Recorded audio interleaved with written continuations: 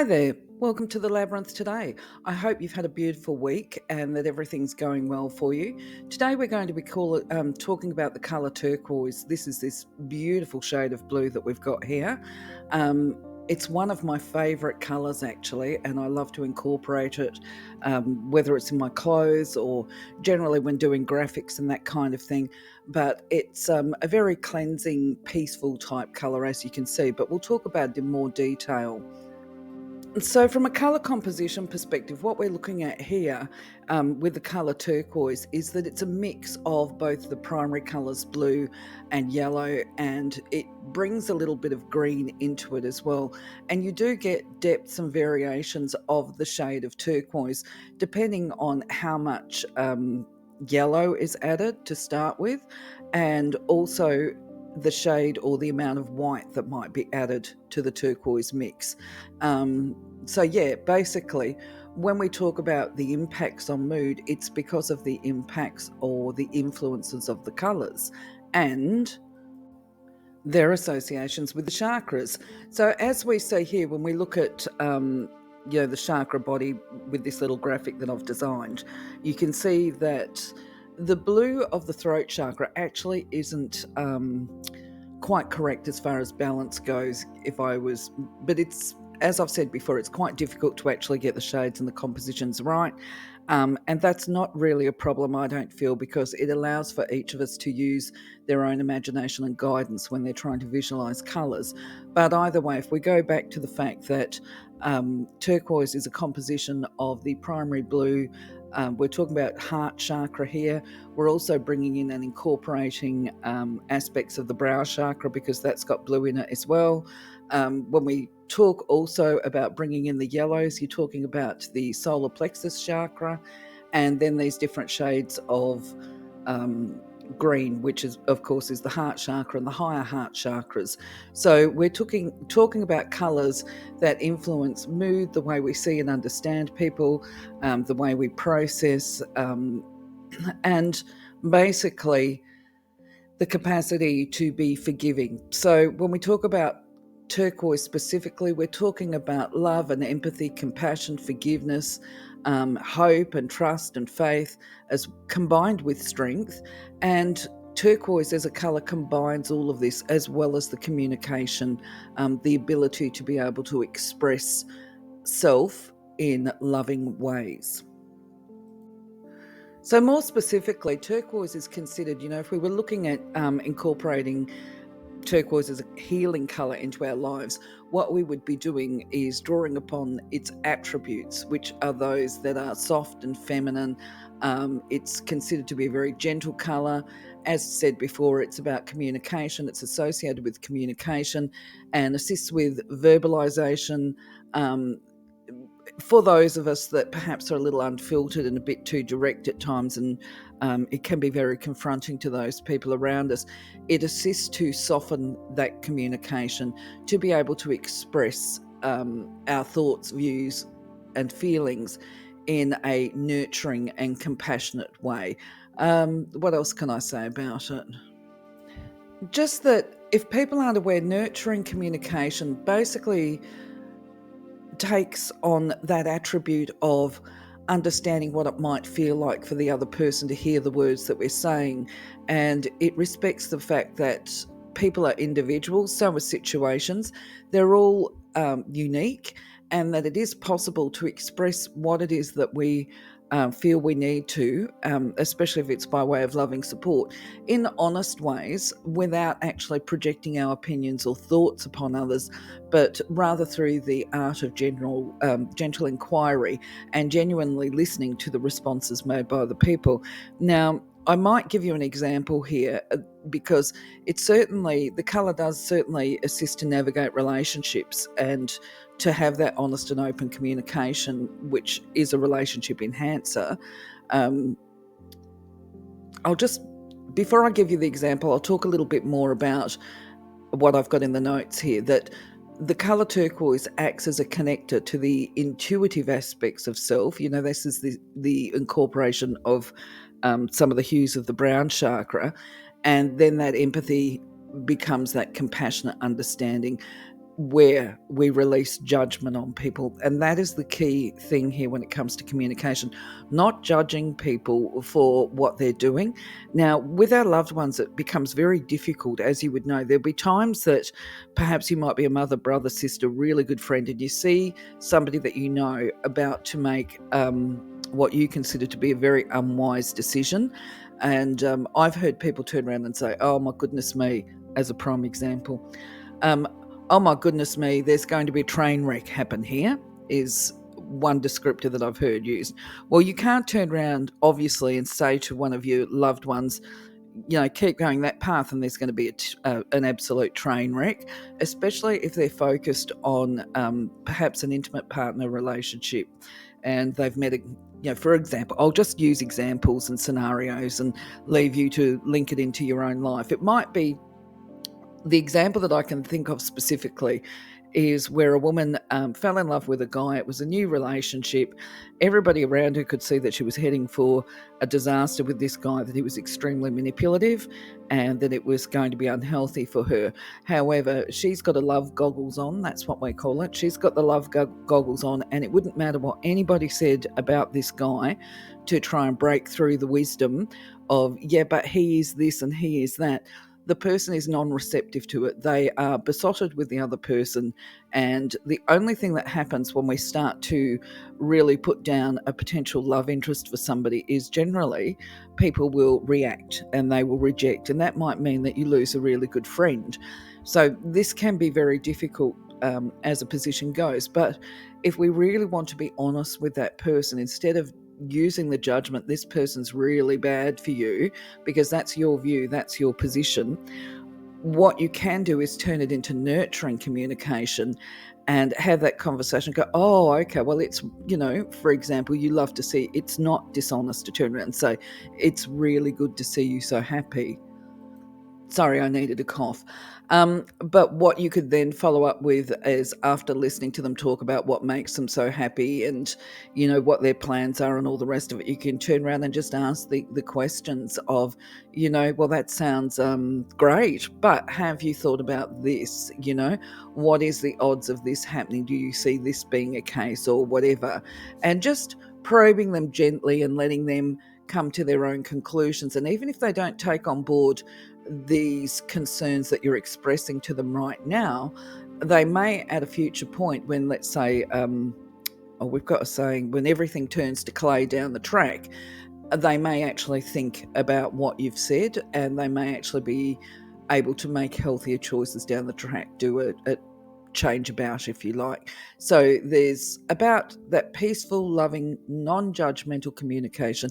And the other thing is that one of the reasons why we would withhold judgment, not only because it's not our job to judge them and because everybody's on their own path, is that because as things progress, that person will make their own decisions and reach their own conclusions. So it's all part of their growth journey. And if we've prejudged a person, the other thing is too, we might be judging a person based on our bias, and that person down the track who we're judging harshly may actually completely surprise us, because everybody can change. And the other thing is too, that let's say the lady who's heading for a train wreck, I've got to be honest actually here as well. In my experience, it generally does happen as a train wreck.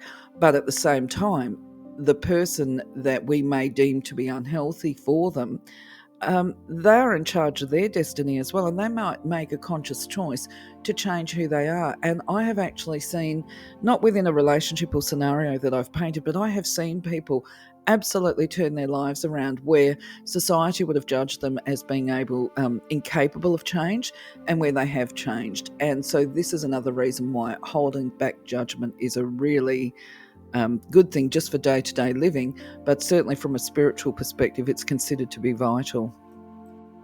And for all of these reasons, this is why turquoise is associated with being a very peaceful, calming, and soothing type colour. Because when we're holding back our truth and not expressing it, it can become very turbulent within us. We become very caught up and anxious and this kind of thing, especially if we feel that there is something important that we need to say and we're being ignored, or we're trying to convey it and it's not coming out effectively, and people just aren't listening to what we say. So I'm sure we've all been there at some point in time. What happens is, if we're trying to talk to somebody and say how we feel, especially if it's a situation that impacts on us specifically, and we're trying to say, no, this is making my life harder or whatever, can you please not do that or whatever, and we're not being listened to, people generally will keep talking and trying to make the other person listen and shouting, right? Invariably it goes to that. But shouting actually doesn't make a person hear really much better. The key to it is to actually develop that clear, calm communication style. And it's about finding the way to have your voice heard by these people. So we draw upon the colour turquoise to actually calm ourselves, to explore the solutions for honest and open communication. And sometimes this can be, instead of actually speaking it verbally, it might be that we've got to find new ways of communication, and that can be perhaps writing a letter, or it can simply be accepting the fact that these people that we're putting emphasis and importance on, that they're actually not going to listen, they're not willing to listen, and it helps us to then lessen our emotional response. It calms us. So it's a beautiful colour for relationships as well. So, if you're drawn to or repelled by the colour turquoise, then there's a really clear message here about setting aside your judgment of a person or a situation and to expand upon your empathy, because true empathy is this capacity to be able to set aside the judgment and look at a situation through what it's like to walk in the other person's shoes.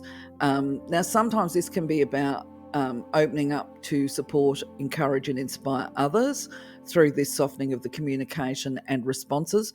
And other times it can be to allow yourself to be open to the support of others and allow them to encourage and inspire you to new greatness, and appreciate and value, I guess, their gentle communication to whatever you're going through yourself.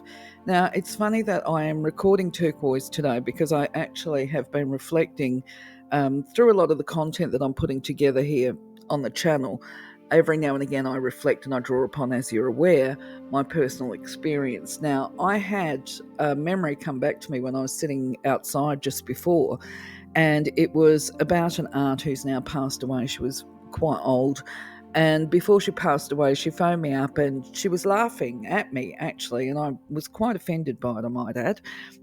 She was laughing about the fact that I had returned to university and I was doing a Masters of Counselling. And of course, I'm a woman in my 50s by that stage.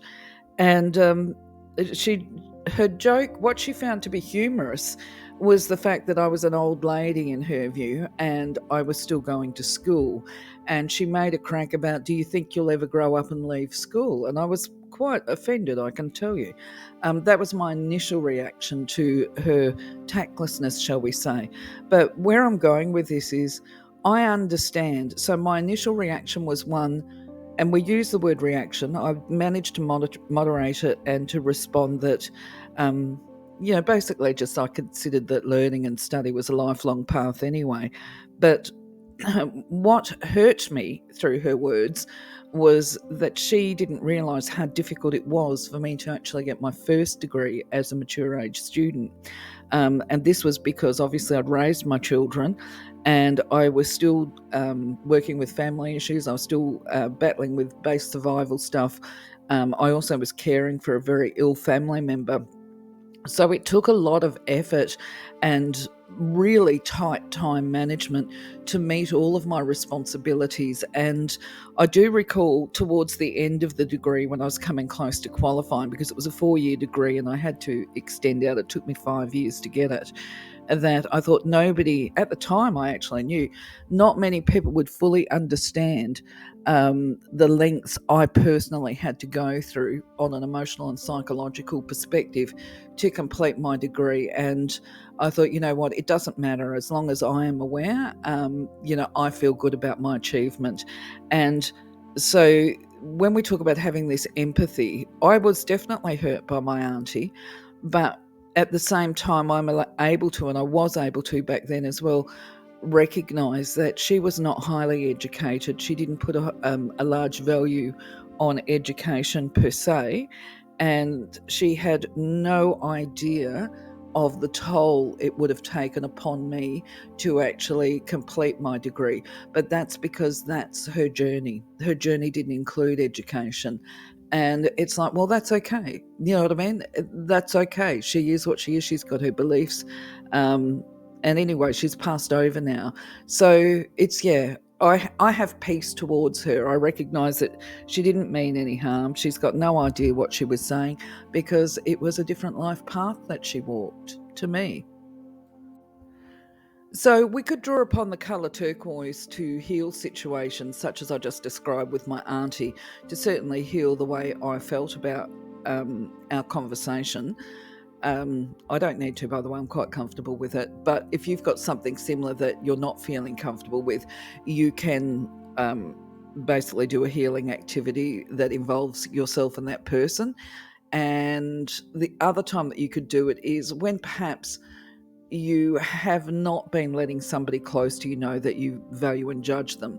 So, not value and judge them, value them and support them, and that you care about them, right? So, what you would do is perhaps hold a piece of crystal, turquoise crystal or stone, or you could hold some fabric or a flower that's got the turquoise color in it. Um, to remind you, this becomes this mental prompt, if you like, that we're drawing upon the healing properties of the turquoise.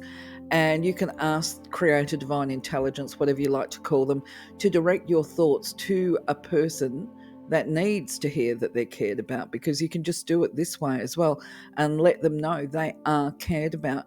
We all need a reminder from time to time, and people need to feel that they are valued by those around them and that they matter.